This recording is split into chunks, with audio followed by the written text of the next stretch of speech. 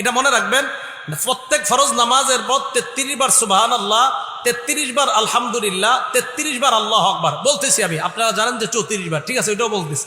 33 বার আল্লাহু আকবার বলার পর 99 হলো 100তম বারে পড়বেন। পড়েন লা ইলাহা ইল্লাল্লাহু ওয়াহদাহু লা শারীকা লাহ, লা ইলাহা ইল্লাল্লাহু ওয়াহদাহু লা শারীকা লাহ, লাহুল মুলকু ওয়া লাহুল হামদু ওয়া হুয়া আলা কুল্লি শাইইন কাদির। এই হলো 100 বার।